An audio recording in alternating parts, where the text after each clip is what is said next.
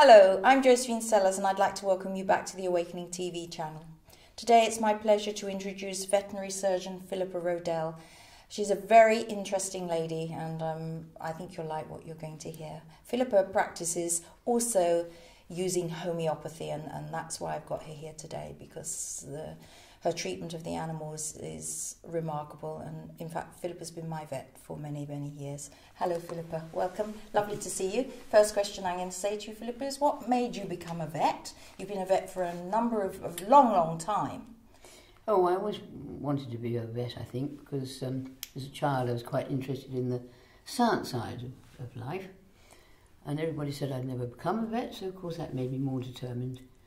And at that time I couldn't stand people, but unfortunately nobody told me about the animals' owners. However, I am better now. I've learnt. I've grown up a bit.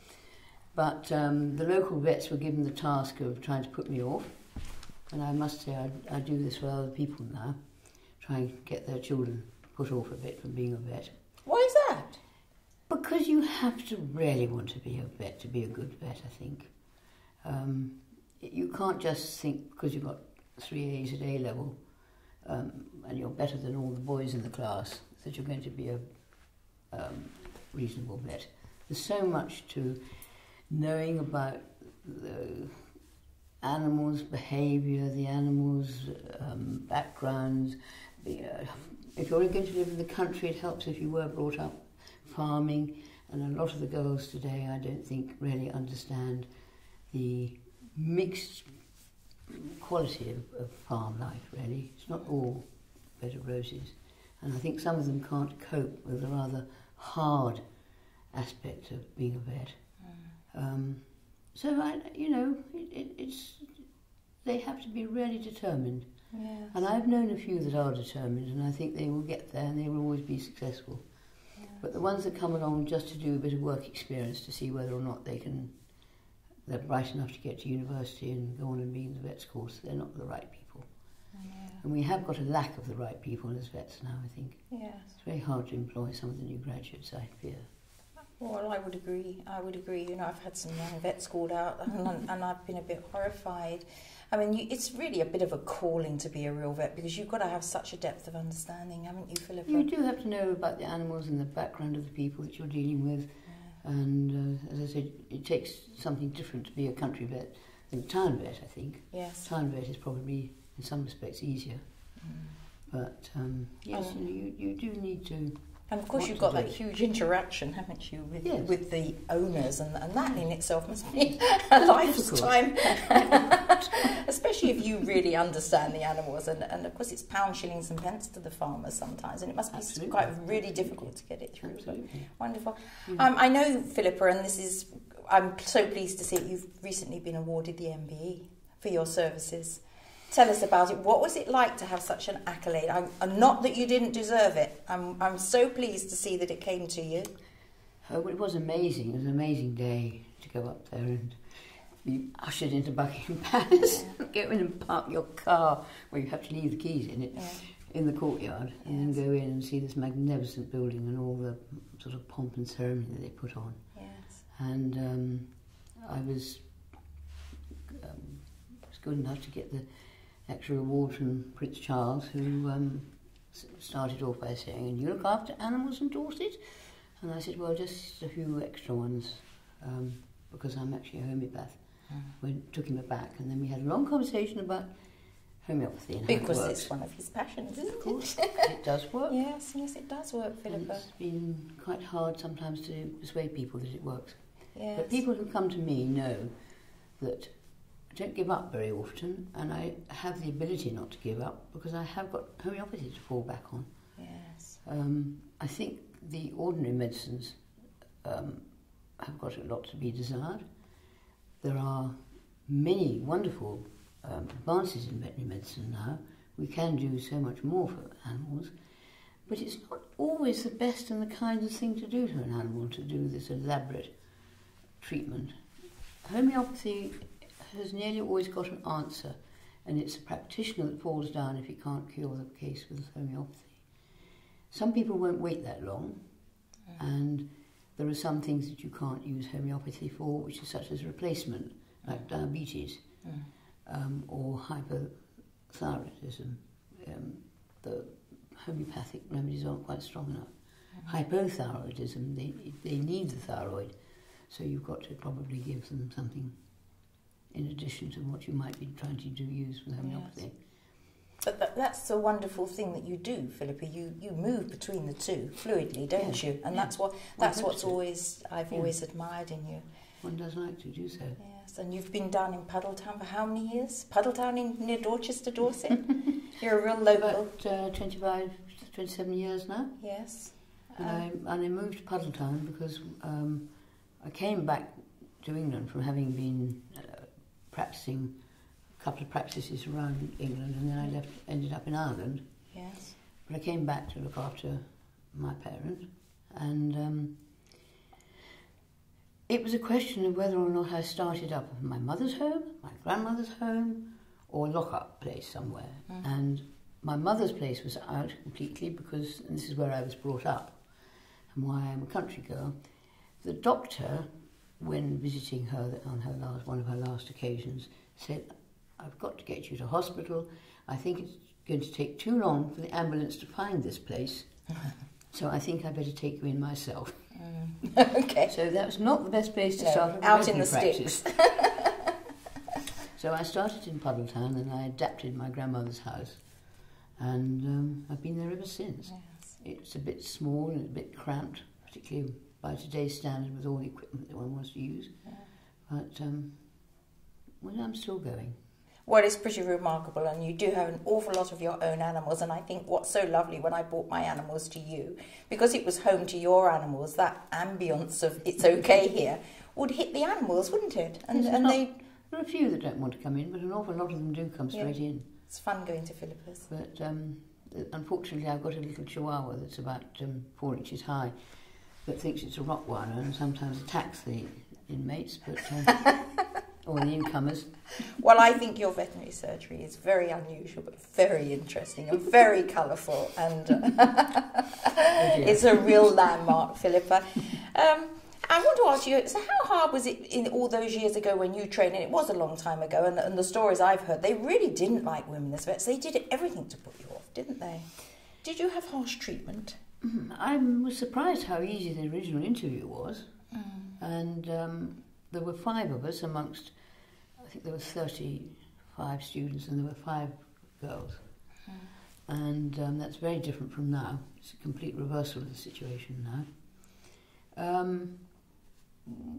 We got ragged a bit, and we had, because I went to Bristol, we had a lot of Welshmen, and I can tell you, a young lady who'd come straight from school, was rather a rapid education. But no, we did survive. We weren't treated badly.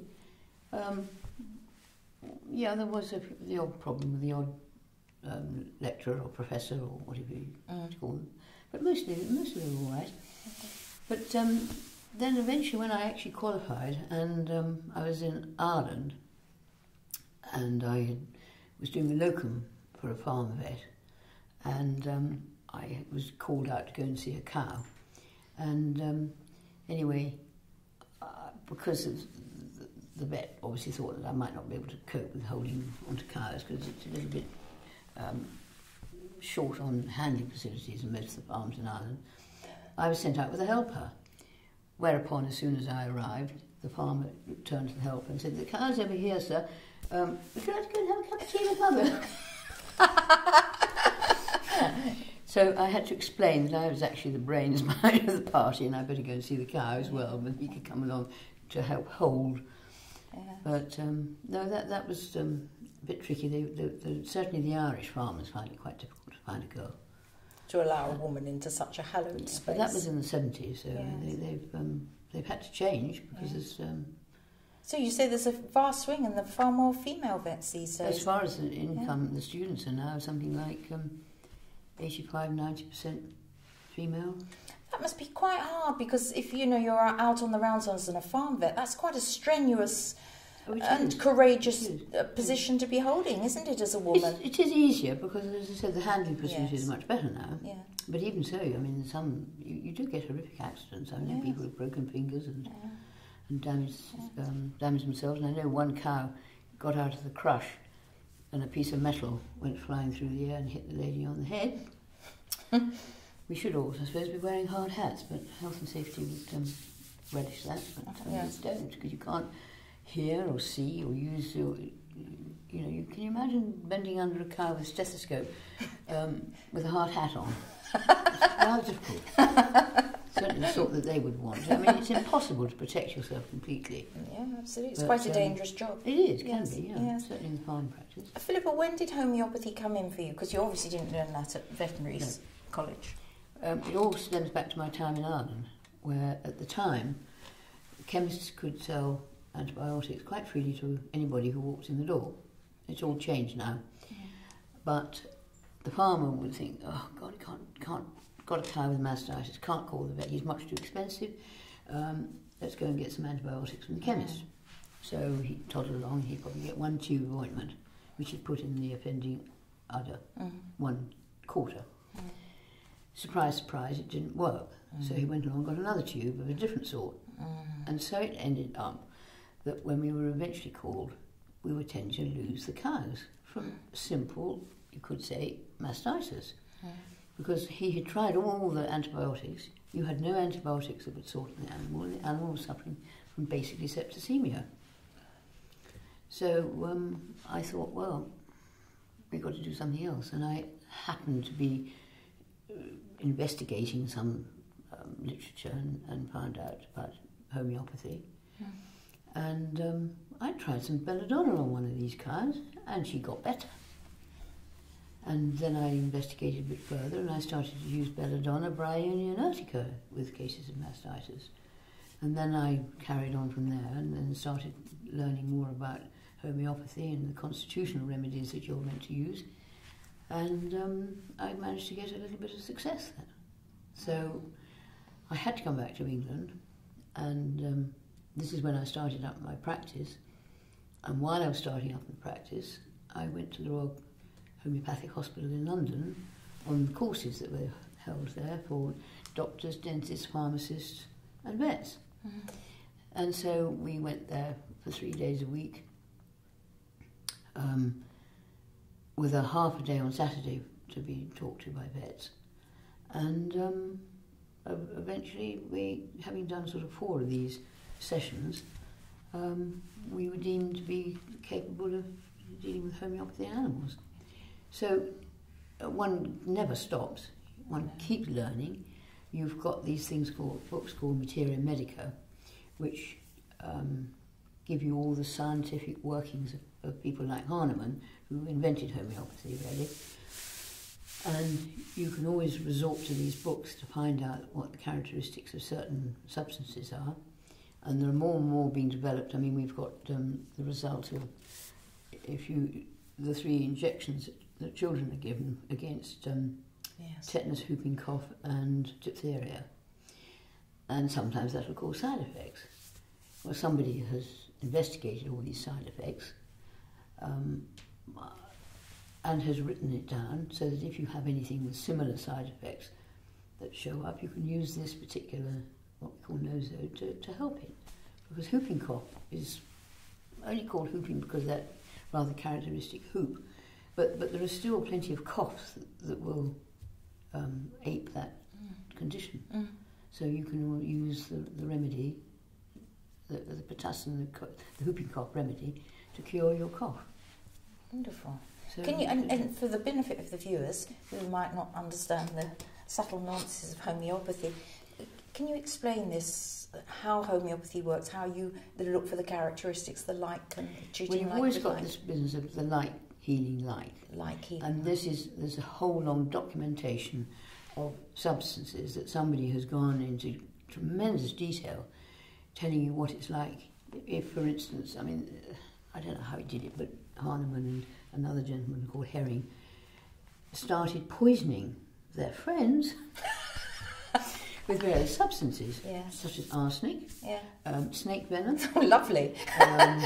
really horrific things, Yes, and okay. they have written down in fantastic detail how it affects your mind, how it affects your head, how it affects your eyes, your ears, your nose, your throat, and all the way through the whole body and the skin, so that you can use these findings to match up with a condition that you might be encountering. Yes. So it's an extensive range. And then the other thing which everybody finds it rather hard to work out is that the actual substance we use, we can't use the poisons, otherwise we'd be really Yes. in trouble. Yes. And the belladonna, I pointed, is deadly nightshade. Yes. But they have been diluted. Yes. That's it. And so once they've been diluted more than 1 drop in 100 6 times, there are no molecules left. So everybody says, oh, that's absolute witchcraft, isn't it? You know, it can't possibly work. But homeopathy is an energy medicine, and there is energy that's imparted in this dilution factor, because every time it is diluted 1 drop in 100, it is shaken very hard, quite hard. Now, it's very likely, people think, that the energy is imparted by the friction of the substance against the glass wall, because you have to be fairly careful that you don't use plastic, you have to use glass, because they've discovered that it's not effective if you use other substances. Okay. And it has to be sterile, of course.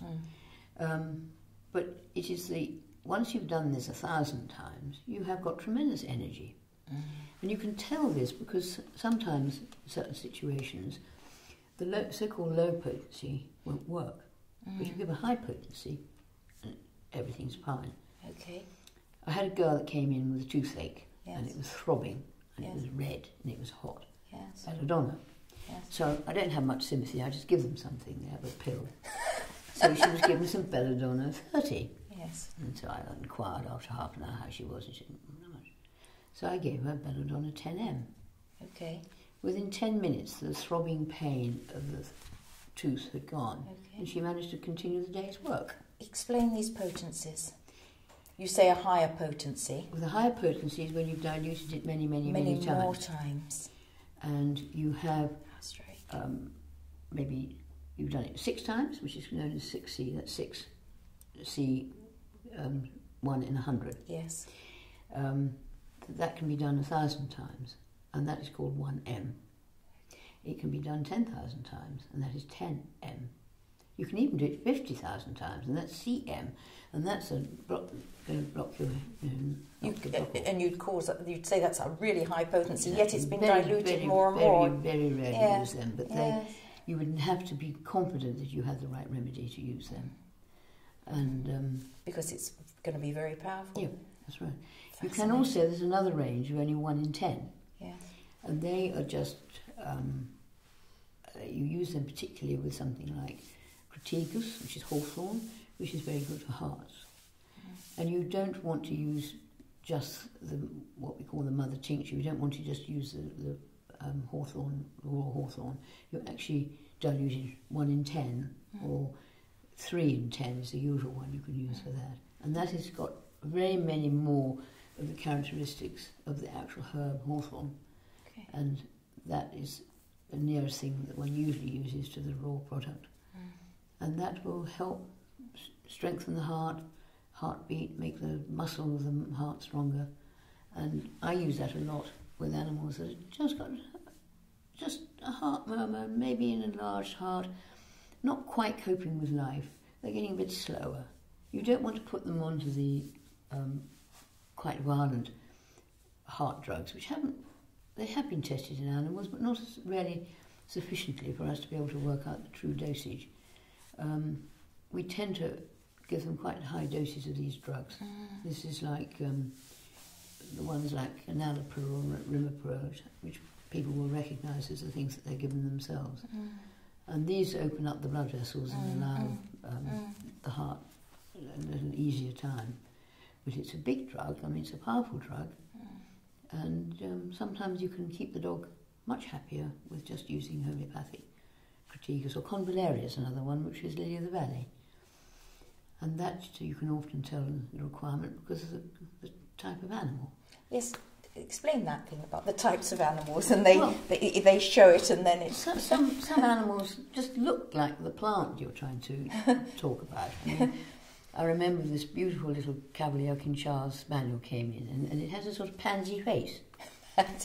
Pretty. Yes, very pretty and very delicate, and it doesn't quite know whether to come or go, and it's all with a little wisp. And well, is it going to bite you? No, it's never going to bite you. But on the other hand, maybe it ought to show a little bit of aggression. It doesn't quite know what to do about it. Well, the remedy that worked, I can't remember what was wrong with the animal, but was pulsatilla, which is the windflower, the Easter lily, the Basque lily, which is a blue anemone flower. And it has these beautiful pussy willow type buds that come out, and it flutters and it flows in the wind, and it comes and goes, and a bit like the dog. Exactly like the dog. And as I said, it works. It's wonderful. Yeah. And then my mentor George MacLeod went off to see a horse, and he looked at it, examined it. I can't remember what was wrong with that one either. But anyway, he decided he was going to give it aconite. So his companion said, "Why aconite?" When he just looks, he's got a Roman nose like the aconite plant, you know. Brilliant. And I think it probably worked. But for the benefit of the viewers, George MacLeod, a famous vet and a great homeopath, and right. You did a lot of work with him, and I know he looked to you for support. And well, when he wasn't very well, I went and looked after the practice for a while, and I also did a few locums while he was on his lecturing tours. He went to Canada to talk, and Italy on one occasion, and went on for a holiday, so that was a long locum. And you went a long way just to go up to Haywards Heath. I remember you saying, I'm away for 2 weeks, and panic would set in. Philippa's out of Puddletown. I did leave a vet behind, but not one of the... but not of quite the same calibre, Philippa. But incidentally, the vet who worked for me, who I blackmailed into working for me, didn't think much of homeopathy. Was it the elderly gentleman you used to have? He was lovely, wasn't he? The man from the ministry. Yep. And he now uses homeopathy to quite an extent. Yes. And I think that shows that's great. That we've been able to achieve something to get the doubting Thomas turned around completely. Yes, it's remarkable, Philippa. I know there's something else I wanted to ask you. Yes, George MacLeod. I mean, you look along the bookshops of homeopathy, and he's all along there. There has to be a book in you, Philippa. I'm fascinated just hearing you talk today, because usually you're rushing in to treat an animal. There's no time to talk, and there's no time to see the real person behind it all, and the depth that you've got. Is there a book in you? Well, most of it's written by George. Most of it's written by the Materia Medica. Yes. Explain that to people. It's the Materia is a book of list of all the homeopathic characteristics. Yes. James Herriot got there before a lot of us. I've got plenty of stories on James Herriot line. All right. Oh, good. But so it would be hard to know how to quite channel it.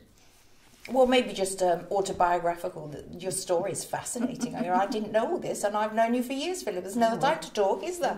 You're rushing from one animal to the other usually, but I do know you to be extremely dedicated, and you've helped me out of a few black holes at times. Well, I am usually at the end of a telephone. I know, but you will travel, and there are not many that will come out any hour of the day and night to care for somebody's animals, and your dedication is huge. I know you have a great love of horses, Philippa. Yeah. Where did that come from? Well, I was riding since before I was born. And with a name like mine, yes, I used to ride from Philos and Hippos, which is lover of horses. Okay. Well, what hope have I got? No, absolutely. But I was also told at the age of about 4 that I had to ride to cure my knock knees. So one way and another. But there's something that comes off of you, Philippa, with animals, and I need to say that, because before I knew you, I'd have the conventional vets. The vet had to be on its way in a car for my horses to have left the yard and be 2 fields down before they got there. So it goes out on the ether, it's energetics. But when you come, Philippa, we very rarely even have to put a halter or a head collar on. And it's trust. There's an energetic empathic. I love animals. I've loved animals all my life. I was brought up by particularly my mother, who was completely immersed in her animals. My grandmother was immersed in her animals. I know there's a certain lady in this country who took her corgi on honeymoon. I think my grandmother beat her to it. She had a couple of dogs with her on honeymoon. Mm. But, you know, everybody in my family have always had dogs. Mm. We've always had at least 3, 4 dogs, I suppose, of our own. Mm. And there's always been a horse around. My mother got married and went off to Ceylon and left her beloved horse behind. And she came back about 4 years later and went up to the field and called, and he absolutely tore down the field to see her. They don't forget, do they? They never forget, no. And he lived until he was about 33. And those two had a tremendous bond. Phillipa, have you worked with many farm vets in Dorset? What's the ratio of, I just want to know out of interest, what's the ratio of farmers out there who turn to homeopathy these days? No, not many, because it's so commercial now, and it's very hard for them. But yeah, there's a few dairy farms that use it a lot, but not so much in Dorset. I deal with them in Devon. Okay. I've got 4 farms of my own. Not that I use a lot of homeopathy. One particular person I use a lot of homeopathic with. But his beef, mainly. Yeah. It's that you have to get to the dairyman if you're going to want homeopathy. Yes, yeah. I mean, there are farms in Dorset that use it. There's the organic place in Godminster. Yes, he uses it a lot. Yeah. But his herdsman is exceedingly interested in it. Yes. But even if the farmer wanted to use it, you have to get the herdsman to do it, because it is essential if you're going to really be successful and treat your dairy cows with homeopathy that you know the cow. Yes. There's so many things that it depends on the constitution. And things like mastitis, okay, it's cleanliness and routine and not overproduction and not damage that can be alleviated. But you've also got the stress that the cows go through, and you've got to know that one particular cow got beaten up out in the yard, so therefore she's likely to have a problem. But you can give her something to try and alleviate that before it actually causes a problem. So you don't have... But once you've actually got what they call a teeter of bugs within the cow, your milk's going to be discarded. So you probably would want to use antibiotics to get rid of it quickly, rather than... unless you have a very intuitive dairyman who can get there before the mastitis occurs. Cell count is what I'm talking about. Okay. The cell count in the milk, which is what they measure every now and then. How many people come to you to have their dogs vaccinated these days, and how many use the homeopathic systems? Oh, I should think 50-50 come as puppies. 50-50 come as puppies? And then it probably goes into more like 75% and 25% boosters. And I only do the boosters with them if they have to put their dogs into kennels.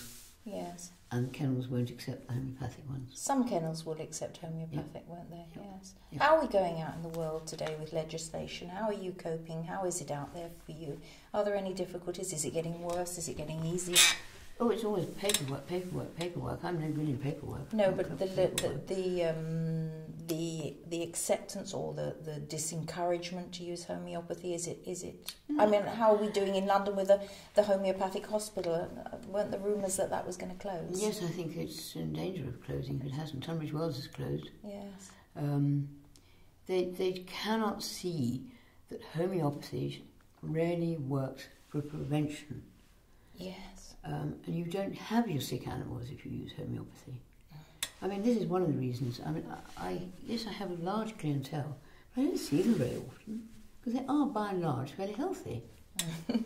Good. Well, that's right. Yes, true. But you see, the other people are going, their animals are practically locked into their practices with wormers every 3 months, vaccinations every year. It doesn't do the animals any good. Even wormers are chemicals that are going through the substance.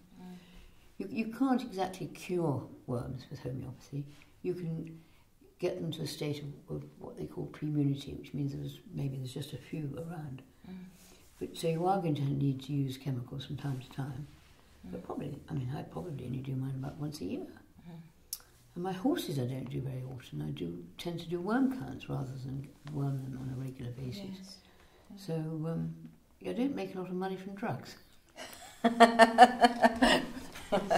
they're but in. most people in the horse world are their own free agents, unless they've got competing horses, Yes. and then they have to have them vaccinated. Yes. Yes. There was a time when the Southwestern Dressage Group accepted homeopathic vaccinations, but I'm not sure that that's true anymore.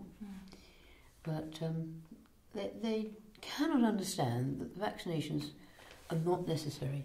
There's a whole group of virologists in Europe at the moment, and they're particularly talking about cats, and they have discovered, surprise, surprise, that if the animal is vaccinated properly in its youth, and possibly has one booster in case that first one doesn't go, they don't really need any vaccinations for the rest of their lives. Because as we learnt in our second year of training, once you have given the blood system a marker, it's there for keeps. And if they encounter the disease, it all comes to the fore. So all this business of saying, well, they don't have antibodies after a year, doesn't mean a thing. If it's challenged, the antibodies will come to the fore. It's only the animals that aren't challenged because we've managed to get rid of most of the problems now through vaccination. I'm not against vaccination, I'm against over-vaccination. Over-vaccination, yes, I know, absolutely. Lack of trust in the magic of the body to care for itself and to use what it's given to its best ability. Yep. Yes. Well, it's wonderful. Phillipa, I think I've asked you all the questions I wanted to do, and fascinating because I've heard more out of you today than I have for 20 odd years. You're a remarkable woman. I really would love to see you tell your story, Phillipa, because the world grows out of people's stories, and yours is so interesting. It really is. So I might be encouraging you. Thank you very much, Phillipa. That's quite my pleasure. Thank you.